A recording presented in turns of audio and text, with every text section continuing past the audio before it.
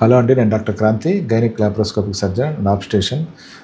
ఈ pregnant lady ఇప్పుడు fourth month ఈ అన్వాంటెడ్ ప్రెగ్నెన్సీ అంటే ప్రెగ్నెన్సీ వద్దనుకున్నారు. వాళ్ళు సెకండ్ మంత్లోనే బయట అబార్షన్ అయ్యేదానికి బయట మెడికల్ షాప్లో మందులు వేసుకున్నప్పుడు కొద్దిగా పెయిన్ వచ్చింది, ప్లస్ బ్లీడింగ్ అవుతుంది.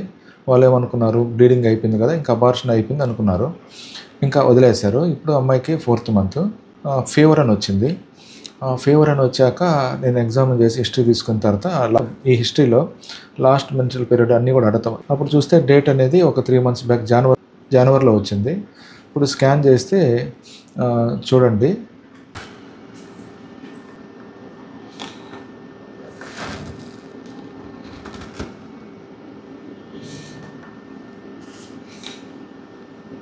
బేబీ ఎంత బాగా ఫామ్ అయిందో.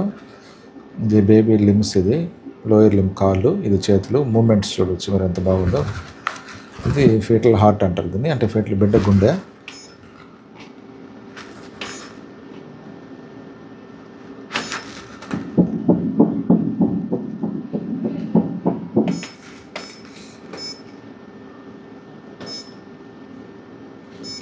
తల్లికి ఫీవర్ ఉండడం వల్ల బిడ్డకు కూడా ఫీటల్ హార్ట్ రేట్ పెరుగుతుంది. ఇప్పుడు 192 చూశారు కదా బేబీ ఎంత బాగుందో.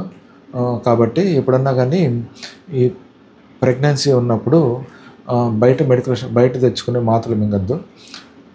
ఎక్కడన్నా డాక్టర్ గైనకాలజిస్ట్ దగ్గరికి వెళ్ళి ఒకసారి ఎగ్జామిన్ చేయించుకొని, టెస్టులు చేసుకుని, స్కాన్ చేసుకుని, బిడ్డ యొక్క ఏజ్ ఎంత, అంటే ఎన్ని వీక్స్, బిడ్డకి ఎన్ని వీక్స్, ఆ బిడ్డ ఎక్కడుంది, ఏమైనా ట్యూబల్ ప్రెగ్నెన్సీ ఏమైనా ఉందా, ఇంట్రాయూటరైన్ ప్రెగ్నెన్సీ ఉందా చూసుకొని, దాని తర్వాత గైనకాలజిస్ట్ సూచన మేరకు మీరు ఆ ట్యాబ్లెట్స్ మింగడం వల్ల కంప్లీట్ అబార్షన్ అనేది అయిపోతుంది.